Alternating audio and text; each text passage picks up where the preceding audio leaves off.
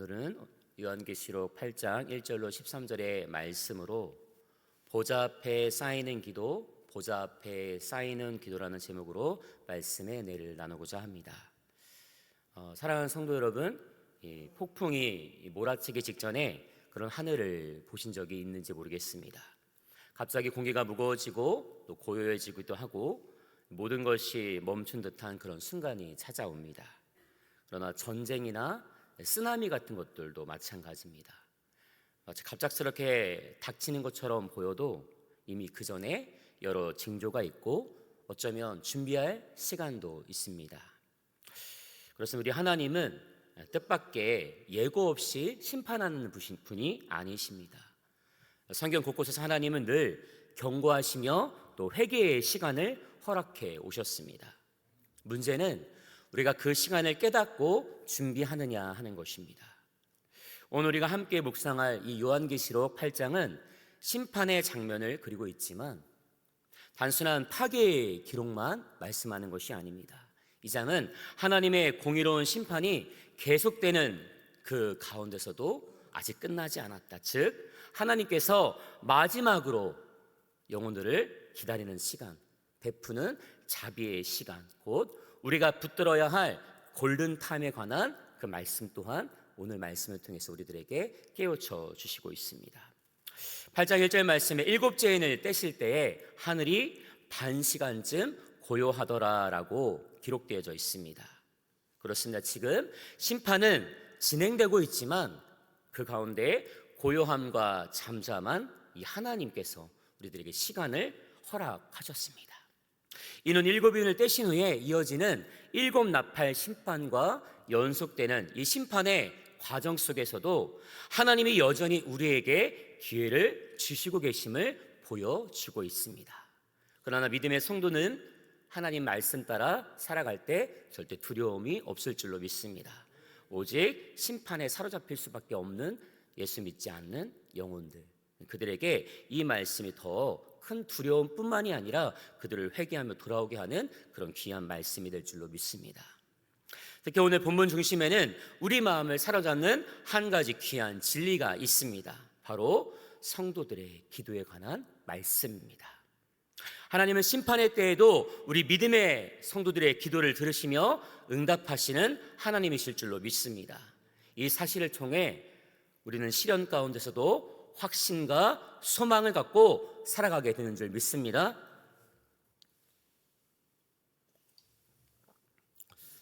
오늘 말씀을 통해 우리는 분별하는 지혜 안에서 하나님 앞에 나아가는 기도의 능력을 새롭게 깨닫고 심판과 자비의 신비 속에 숨겨진 이 하나님의 사랑을 깊이 묵상하는 그런 시간이 되기를 소망합니다. 오늘 보면 요한계시록 8장은 우리에게 놀랍고도 깊은 세 가지 진리를 알려주고 있습니다. 이 말씀 함께 바라보면서 우리의 믿음과 삶을 점검하는 귀한 시간이 되기를 소망합니다. 첫 번째 진리 함께 읽겠습니다. 성도의 기도는 하나님의 보좌 앞에 올라가는 향기로운 제사입니다. 오늘 본문 3절로 4절은 이렇게 증거합니다. 함께 읽겠습니다. 또 다른 천사가 와서 제단 곁에 서서 금향로를 가지고 많은 향을 받았으니 이는 모든 성도의 기도와 합하여 보좌 앞 금제단에 드리고자 함이라. 향연이 성도의 기도와 함께 천사의 손으로부터 하나님 앞으로 올라가는지라. 아멘. 성도 여러분, 여기 3절 말씀에 금향로, 이 금향로는 구약 제사에서 향을 태우던 도구였습니다. 성도 여러분, 향은 그러나 눈에 보이지 않지만 연기가 위로 올라가듯 하늘로 올라갑니다. 때로는 넓게 퍼지기도 하고 공중에 머무르기도 합니다. 그런데 우리의 믿음의 성도의 기도도 마찬가지입니다. 우리가 실제적으로는 잘 인지하지 못할지라도 분명한 것은 하나님은 믿음의 성도의 기도를 받으시는 줄로 믿습니다. 많은 기도의 모습이 있지만 누군가의 조용히 흘리는 눈물의 기도도, 답답해서 드리는 탄식의 기도도, 아무도 알아주지 않는 중보의 기도도 하나님의 보좌 앞에 향기처럼 올라가게 되는 줄로 믿습니다. 이렇게 우리의 기도는 단순한 말이 아니라 하늘 보좌 앞으로 올라가는 향과 같습니다. 눈에는 보이지 않지만 하나님께 귀한 향기가 되고 그 손길을 통해 우리의 간절함이 또 천사들을 통해서 하늘로 올려지게 됩니다. 하늘로 올라가는 기도에 대해서 시편 기자는 141편 2절 말씀에 이렇게 말합니다. 나의 기도를 주께 드리는 향과 저녁 제사처럼 받으소서. 성도 여러분, 우리의 기도는 어떤 한 풀이의 기도가 아님을 너무나 잘 아실 것입니다. 그렇다면 믿음의 성도의 기도는 과연 어떤 영향력이 있을까요?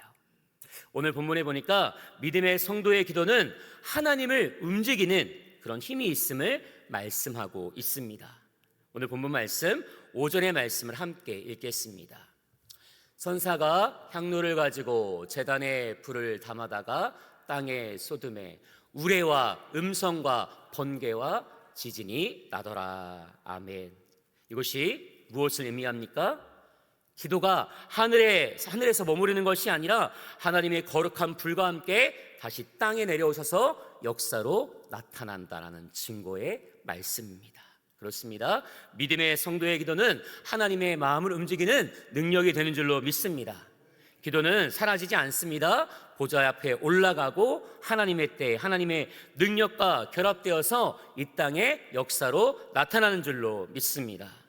그럼에도 우리는 때로는 즉각적인 응답만을 기다릴 때가 너무나 많습니다. 그러나 낙심하지 말아야 합니다. 그리고 기억해야 합니다.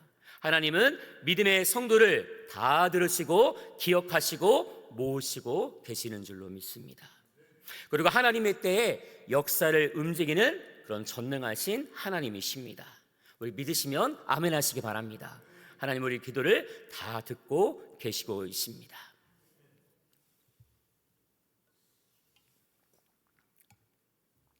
그리고 야고보서는 이렇게 말합니다. 함께 읽겠습니다. 의로운 사람의 기도는 능력이 있고 효과가 있습니다. 그럼 우리가 고난 중에도 이 기도를 멈추지 않는 분명한 이유는 있습니다. 왜냐하면 하나님께서 우리의 기도를 듣고 계심을 알고 있기 때문입니다. 그리고 약속하신 때에 반드시 이루시는 하나님이십니다. 기도는 우리가 하나님을 조종하는 것은 아닙니다. 하나님의 뜻이 이 땅에 연결되어지는, 그렇게 우리를 통해서 통로로 우리는 사용되는 믿음의 사람들일 줄로 믿습니다. 우리는 그렇습니다. 하나님의 역사를 이루시는 하나님의 통로가 된다는 사실입니다. 우리의 기도는 헛되지 않습니다. 하늘 보좌 앞에 쌓여가는 귀한 제사가 되는 줄로 믿습니다. 우리가 두 번째로 기억해야 될 것은, 자, 함께 읽겠습니다. 하나님의 심판은 완전한 파괴가 아닌 회개의 초대입니다. 이제 본문에 네 천사가 차례로 나팔을 부는 장면이 등장합니다. 나팔이 울릴 때마다 사실 파괴가 진행되는 것이죠. 심판이 진행되는 것이죠. 그래서 각 나팔에 분명한 의미가 있습니다. 첫째 나팔은 땅을 의미합니다. 7절 말씀에 첫째 천사가 나팔을 부니 피 섞인 우박과 불이 나와서 땅에 쏟아짐에 땅의 3분의 1이 타버리고 20개의 3분의 1도 타버리고 각종 푸른 풀도 타버렸더라. 이 뜻은 땅이 타버리고, 이 말씀은 삶의 기반이 흔들리는 심판의 말씀이라는 것이죠. 곧 우리가 딛고 서 있는 토대가 흔들린다라는 뜻입니다. 두 번째 나팔은 바다를 의미합니다. 둘째 천사가 나팔을 부니 불붙는 큰 산과 같은 것이 바다에 던져지매 바다의 3분의 1이 피가 되고 바닷 가운데 생명 가진 피조물들의 3분의 1이 죽고 배들의 3분의 1이 깨지더라. 곧 바다가 흔들림은 이 세상의 경제 또 무역 생계의 영역이 타격을 받는 것을 의미합니다. 우리의 삶의 시스템이 무너지고 있는 것과 같습니다. 셋째 나팔은 물을 의미합니다. 셋째 천사가 나팔을 부니 횃불 같이 타는 큰 별이 하늘에서 떨어져 강들의 3분의 1과 여러 물샘에 떨어지니 그 별 이름은 쑥이라. 물의 3분의 1이 쑥이 되어 많은 사람이 죽더라. 아멘. 이제 생명의 근원인 물이 오염됩니다. 우리가 아프리카를 보시면 잘 아십니다. 아프리카의 물을 절대 그냥은 먹을 수가 없는 듯이 오염되고 만다. 여기 쑥이라는 이야기가 있습니다. 쑥은 압신토스라고 쓰디 쓴 고통을 의미합니다. 이렇듯 죄의 결과는 절대 달콤할 수가 없습니다. 쓰고 아픈 결과를 낳는다라는 의미입니다. 또 네 번째 나팔이 있습니다. 네 번째 나팔은 빛을 의미합니다. 넷째 천사가 나팔을 부니 해의 3분의 1과 달의 3분의 1과 별들의 3분의 1이 타격을 받아 그 3분의 1이 어두워지니 낮의 3분의 1은 빛을 잃고 밤도 그러하더라. 12절 말씀입니다. 이제는 빛도 어두워졌습니다.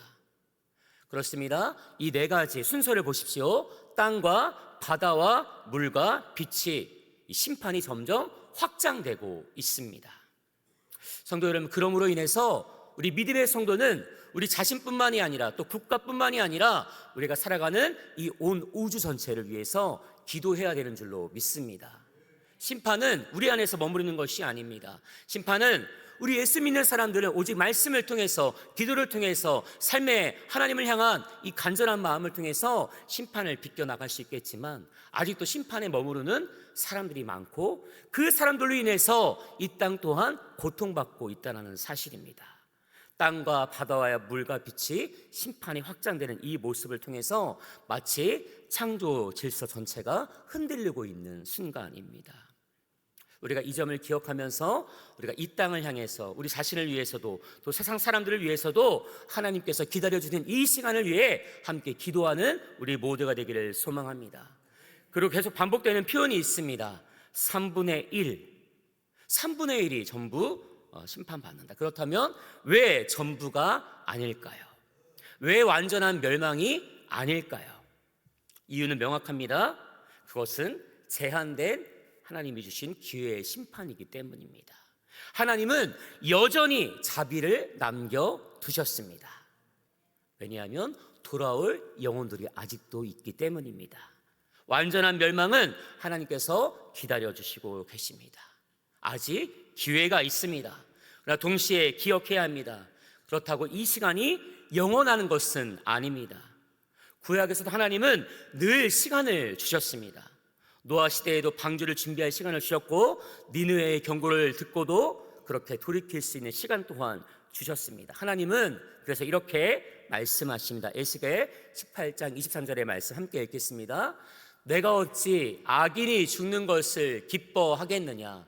그가 죄악의 길에서 떠나 살면 내가 기뻐하지 않겠느냐? 아멘. 그렇습니다. 이 나팔은 단순한 멸망 선언이 아닙니다. 하나님은 아직도 죄악에 빠진 그 영혼이 다시 돌이켜서 살 소망을 가지고 하나님께 돌아오기를 원하시고 계시는 줄로 믿습니다. 우리가 명절의 기간을 갖고 있습니다. 그러나 명절 기간 속에 아직도 예수 믿지 않는 가족들을 하나님께서 붙들어 주시기를 간절히 소망하며 그 순간순간들마다 입술로 기도하고 마음으로 기도하고 하나님께 그 영혼이 돌아오게 해달라고 간절한 마음으로 기도하는 우리 모든 이 시간이 되었으면 좋겠습니다. 그렇습니다. 이 나팔은 회개의 초대라는 사실입니다. 주님께서 우리를 초대하시고 계십니다. 예수 믿지 못하고 심판에 빠질 수밖에 없는 영혼들을 초대하시고 있습니다. 지금이 기회입니다. 지금이 돌아설 기회라는 사실을 우리가 입술로 선포할 수 있기를 기도합니다. 이제 세 번째로 우리가 기억해야 할 진리는 함께 읽겠습니다. 믿음의 성도는 어떤 고난과 환난 속에서도 끝까지 하나님을 바라보며 기도해야 합니다. 아멘. 본문 8장 13절은 이렇게 마무리됩니다. 내가 또 보고 들으니 공중에 날아가는 독수리가 큰 소리로 이르되 땅에 사는 자들에게 화가 있으니 이는 새 천사들이 불어야 할 나팔 소리가 남아 있음이로다 하더라. 아멘. 성도 여러분, 우리는 기억해야 합니다. 주님은 많은 기회를 주시며 모든 일이 회개할 시간을 주셨지만 그 회개의 시간을 놓치면 결국 심판은 오게 되는 것입니다. 그 심판은 결코 가볍지가 않습니다. 그리고 앞으로 더 강한 심판이 온다는 예고와도 같습니다. 아직 끝은 아닙니다. 그러면 우리는 이때 어떻게 해야 되겠습니까? 두려움에 빠져 살아가는 것이 우리의 모습일까요? 세상에 휩쓸려 절망하는 모습이 우리 믿음의 사람들의 모습이 될까요? 절대 그렇지 않습니다. 이 심판의 때에 우리는 더더욱 하나님을 붙들고 말씀 앞에 나오는 믿음의 성도님들이 되기를 간절히 소망합니다. 주님 앞에 나와서 더 간절히 부르짖고 기도하기를 간절히 소망합니다. 누가복음에서 예수님은 이렇게 말씀하십니다. 21장 28절의 말씀입니다. 함께 읽겠습니다. 이런 일이 일어나기 시작하거든 너희는 일어나 머리를 들어라. 너희 구원이 가까웠다. 아멘.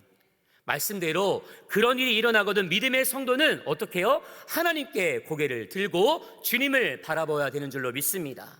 보좌를 바라보아야 합니다. 성도 여러분, 그러므로 우리의 기도는 어떤 한풀이의 기도가 아니라 하나님을 움직이는 힘이 된다는 이 사실을 절대 잊지 말기를 소망합니다. 고난은 우리를 무너뜨리기 위한 것이 아니라 더 깊은 기도의 자리로 부르시는 하나님의 음성이 될 줄로 믿습니다. 로마서는 이렇게 말합니다. 8장 18절 말씀입니다. 함께 읽겠습니다. 지금 우리가 받는 고난은 앞으로 우리에게 나타날 영광과 전혀 비교가 되지 않는다고 생각합니다. 아멘. 그러므로 우리는 이 말씀을 붙들고 끝까지 기도해야 합니다.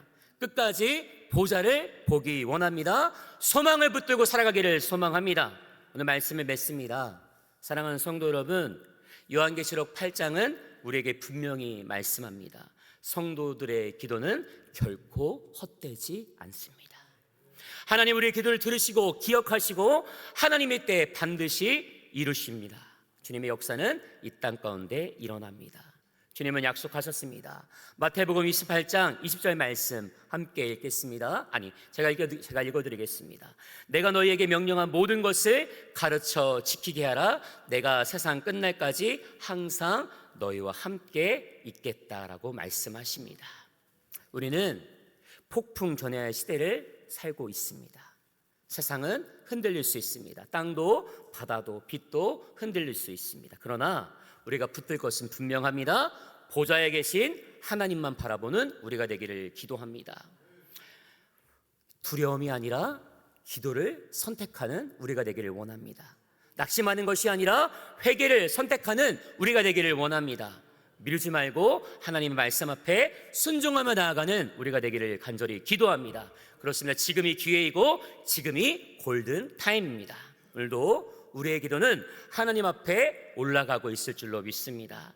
하나님은 절대 침묵하지 않으십니다. 하나님의 때에 반드시 응답하십니다. 그러므로 오늘도 우리는 하늘의 보좌를 바라보면서 흔들지 말고 끝까지 기도하는 우리 모두가 되기를 주님의 이름으로 소망합니다.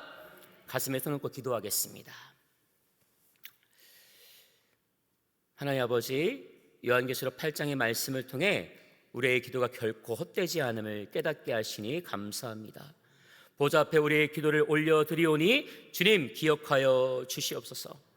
제한된 심판 속에서도 기회를 주시는 주님의 자비를 붙들게 하시고 지금이 은혜의 때임을 알고 미루지 말고 회개하며 순종하게 하옵소서.